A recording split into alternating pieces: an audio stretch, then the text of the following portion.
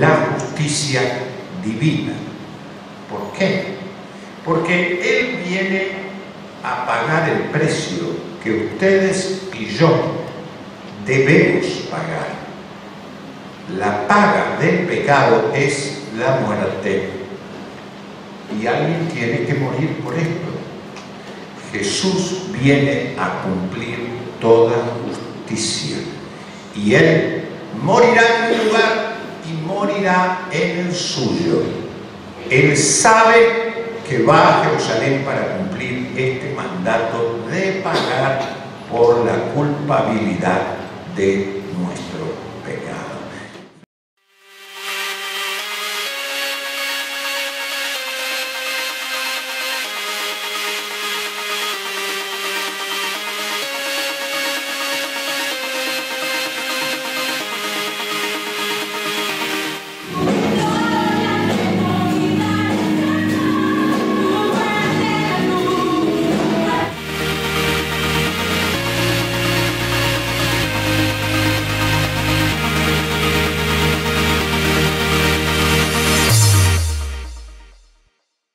En el día de hoy estaremos estudiando dos pasajes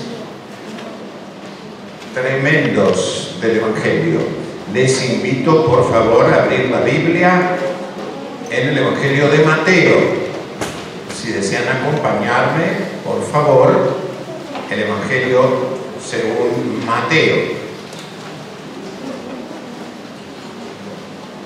Vamos a estar leyendo, en principio, el capítulo 21 en sus primeros 11 versículos. Mateo 21, versículos 1 al 11.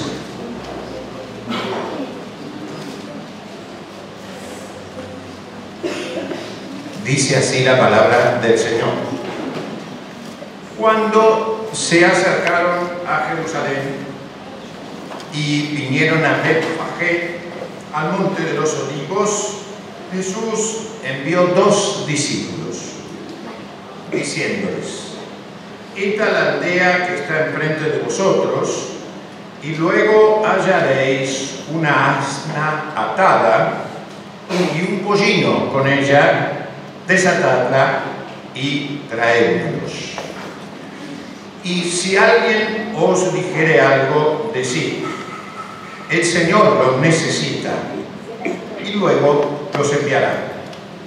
Todo esto aconteció para que se cumpliese lo dicho por el profeta cuando dijo: decid a la hija de Sión, he aquí tu rey viene a ti, manso y sentado sobre una asna, sobre un pollino, hijo de animal de carga. Y los discípulos fueron e hicieron como Jesús les mandó. Y trajeron el asna y el pollino, y pusieron sobre ellos sus mantos, y él se sentó encima. Y la multitud, que era muy numerosa, tendía sus mantos en el camino. Y otros cortaban ramas de los árboles y las tendían en el camino. Y la gente que iba delante y la que iba detrás aclamaba diciendo: Hosana al Hijo de David, bendito el que viene en el nombre del Señor, Hosana en las alturas. Cuando entró él en Jerusalén, toda la ciudad se conmovió diciendo: ¿quién es este? Y la gente decía: este es Jesús, el profeta de Nazaret de Galilea. Noten esta pregunta que vamos a intentar responder durante el día de hoy. La pregunta es: ¿quién es este? ¿Quién es Jesús en realidad?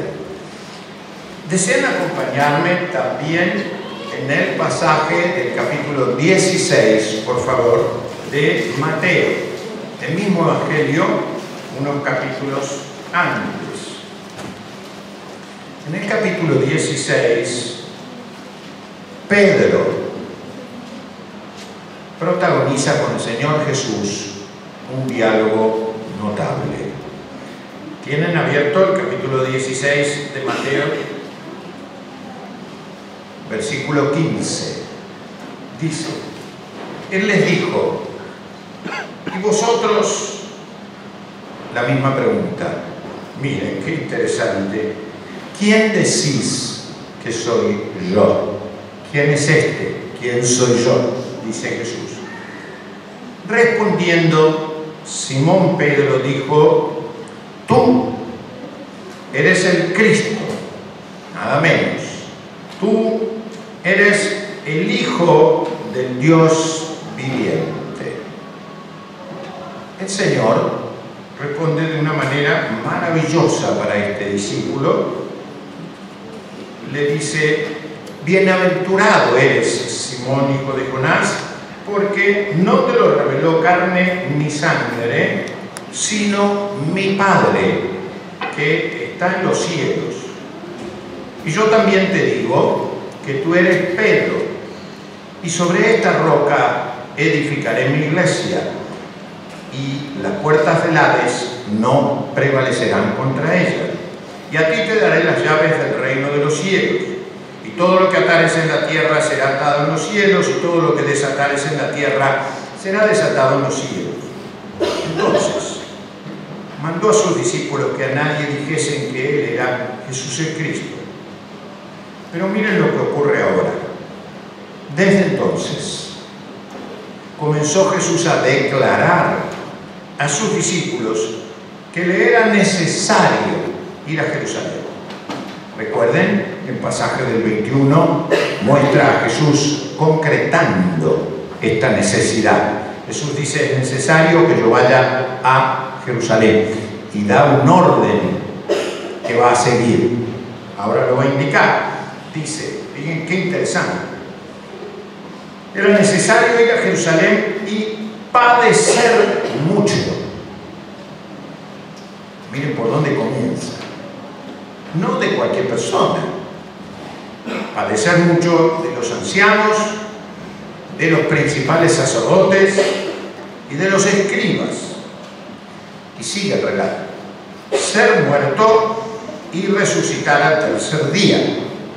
Más allá de manos de quién va a padecer, finalmente el propio pueblo se incorporaría. Jesús dice, es necesario padecer, ser muerto, resucitar al tercer día. Pedro, quien lo ha confesado como el Cristo, como el Hijo del Dios viviente, Pedro, el líder, dice, quítate, le dice el Señor luego, ¿no? Pero Pedro dice, fíjense, lo toma aparte a Jesús y comenzó a reconvenirle, Pedro, a Jesús. Señor, ten compasión de ti. En ninguna manera esto te acontezca. Pero él, volviéndose, dijo a Pedro, quítate de delante de mí, Satanás. Me eres tropiezo, porque no pones la mira en las cosas de Dios, sino en las de los hombres. Y Jesús le dijo, si alguno quiere venir en pos de mí, niéguese a sí mismo, tome su cruz y sígueme. ¿Quién es este que entra en Jerusalén? ¿Cómo lo podemos llamar? ¿Qué podemos decir de él? Que dice la palabra de Dios. ¿Quién es él? Jesús es el que cumple, afirmaría la palabra, la justicia divina. Jesús es el que cumple la justicia divina. Fíjense que dice el texto, desde entonces, este segundo que leímos, le era necesario ir a Jerusalén. Padecer, ser muerto, resucitar. Obviamente no era un capricho del Señor. No era ni siquiera tal vez lo que él hubiera deseado conforme su oración. ¿Se acuerdan en el Getsemaní? Padre, si fuera posible, pasa de delante de mí esta copa, pero no sea hecha mi voluntad, sino la tuya. Sin embargo, Jesús cumple la justicia divina. ¿Por qué? Porque Él viene a pagar el precio que ustedes y yo debemos pagar. La paga del pecado es la muerte. Y alguien tiene que morir por esto. Jesús viene a cumplir toda justicia. Y Él morirá en mi lugar y morirá en el suyo. Él sabe que va a Jerusalén para cumplir este mandato de pagar por la culpabilidad de nuestro pecado. Eso tiene que estar bien claro en Semana Santa. La Semana Santa va a recordar una victoria, pero no es una victoria sin costo. Costó la sangre preciosa de Cristo. Todos queremos un regalo, todos damos bienvenida a la gracia. Que este regalo no sea un regalo barato, decía un famoso predicador. Que valoremos que hay que morir por el pecado, que hay que respetar la justicia divina, que Dios la hace valer, su amor, su misericordia, su compasión no están al margen de su justicia. La suya es una justicia amorosa, su amor es un amor justo. Así que una primera cosa es que Jesús es el cumplidor de la justicia divina. Tiene bien en claro este dicho: es necesario, es necesario. ¿Seré yo un seguidor que también comprende esta necesidad de obedecer al Señor? Tengo esa conciencia de que la obediencia de la voluntad de Dios en mi vida es algo necesario, prioritario, o soy un negociador de circunstancias de conveniencia, pero no un obediente que dice: lo que el Padre me indica, eso haré. Entonces, ¿quién es este? Es el cumplidor de la voluntad de Dios. La segunda cosa interesante en el pasaje, que está dicha de muchas maneras explícitas, fantásticas, es que este es el Señor que manda. Ellos dijeron: ¿quién es este? Términos un poco peyorativos. Este suena a algo, no a alguien. Pero está claro que Jesús es el Señor que manda. En el pasaje, Jesús es quien lleva la voz cantante. Jesús es el que da órdenes. Y desatad, traed. Y los discípulos y los interlocutores que se cruzan en ese momento lo tienen bien claro. Tan claro que dice el texto bíblico: los discípulos hicieron como Jesús les mandó. Qué bueno es que dijeran de todos nosotros que somos discípulos que hacen siempre lo que Jesús les manda. No lo que los discípulos quieren, sino lo que el Maestro manda. El discípulo Freddy hace lo que Jesús le manda. El discípulo Adolfo hace lo que el Señor le manda. El discípulo Tomás también. ¿De verdad? Es así. El texto bíblico dice que ellos hicieron lo que Jesús les ordenó. Pero fíjense qué notable. Cuando ellos van a tomar este animal, el Señor ya sabía que le iban a preguntar: ¿qué están haciendo? ¿Por qué se llevan este animal? ¿Lo están robando? ¿Qué está pasando acá? Y Jesús dice que deben decir esto solo: el Señor lo necesita y luego lo devolverá. Qué notable. El señor necesite un burro y luego lo devuelva a su propietario. ¡Qué notable! Pero los dueños o los que cuidaban aquel animal entendieron bien claro: si el señor lo necesita, no lo podemos retener, hay que dejarlo ir. Si el Señor me necesita, yo no puedo quedarme encerrado, debo ser quien lleve a Jesús y asemejarme, como decía un famoso teólogo que alguna vez cité, a ese burro. Todos en cierta manera somos como el burro, que de alguna manera y transitoriamente servimos a Jesús, eso esperamos. Y cuando el Señor ya no nos necesite, nos dejará ir. Qué notable enseñanza, ¿no? Pero qué difícil. Jesús es el Señor que manda. Jesús es además, dice explícitamente el texto, algo notable: Jesús es el Rey, y pone un calificativo extraordinario: manso. Qué propiedad tan poca escogida por muchísimos líderes en el mundo, la mansedumbre. Cuánta falta nos hace ver gente con poder, con autoridad, que reine, que gobierne, que sea mansa y tenga autoridad. Él es un rey con una actitud mansa y humilde. Fíjense que él no solamente acepta venir a morir, sino que lo matan.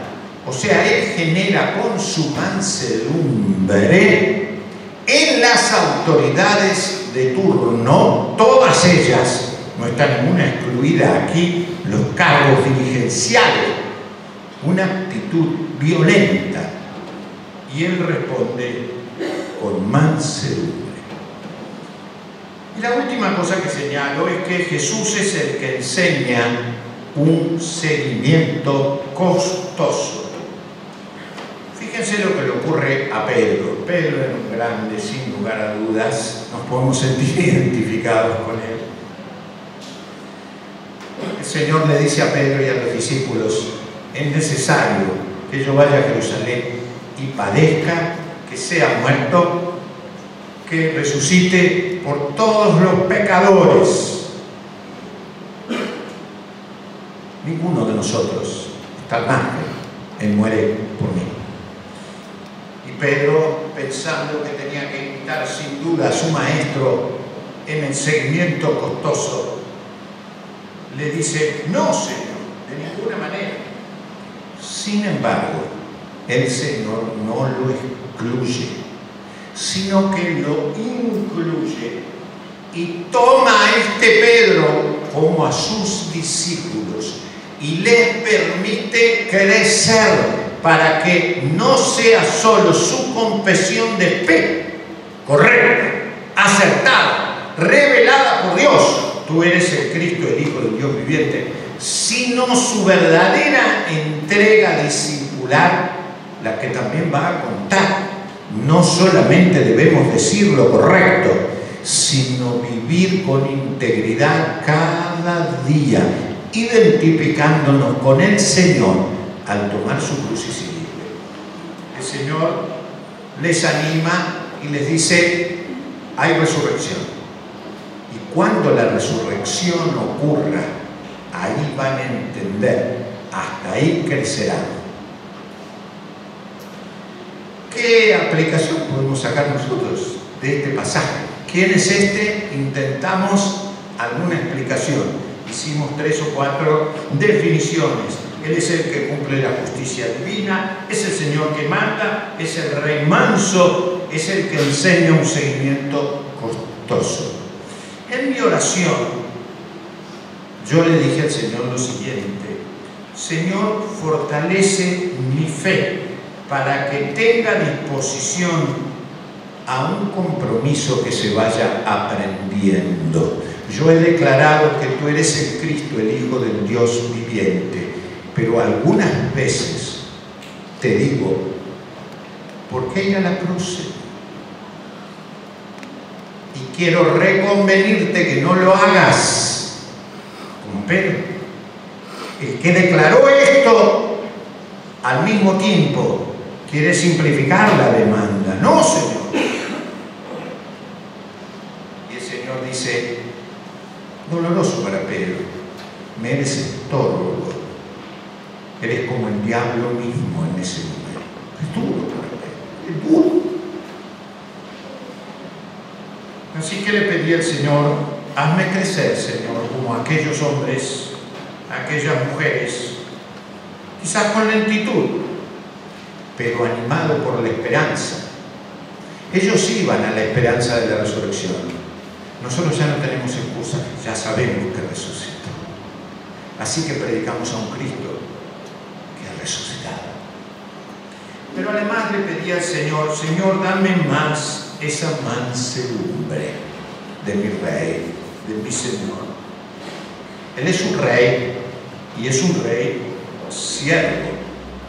Así que en esta semana hazme recordar que soy un pecador en recuperación, que sostenga un perfil seguro, confiado, pero humilde y manso. Que ninguna actitud mía manifieste lo que no sea acorde con el Señor. Quizás haya que recuperar la mansedumbre como una virtud noble y no comprar el discurso cotidiano de que la mansedumbre es debilidad. La mansedumbre es valentía, la mansedumbre es poder, la mansedumbre es gracia, la mansedumbre es enseñanza. Lo hizo Jesús.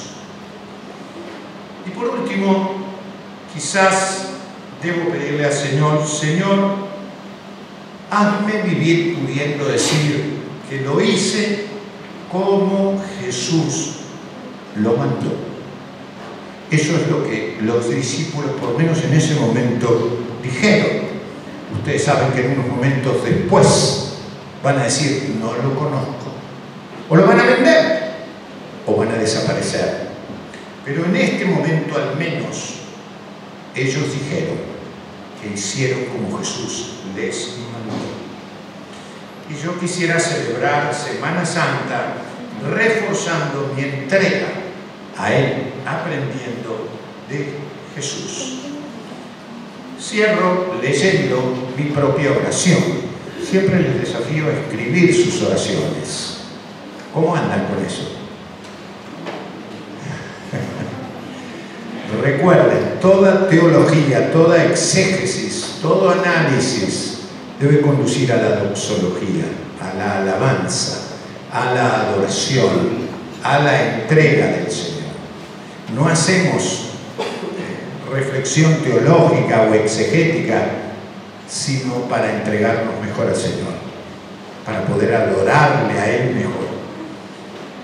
Entonces, cierro y le dije al Señor, cuando Jesús dice, me es necesario ir a Jerusalén, Señor, muestra la convicción con la cual afronta sus padecimientos, su muerte y su resurrección.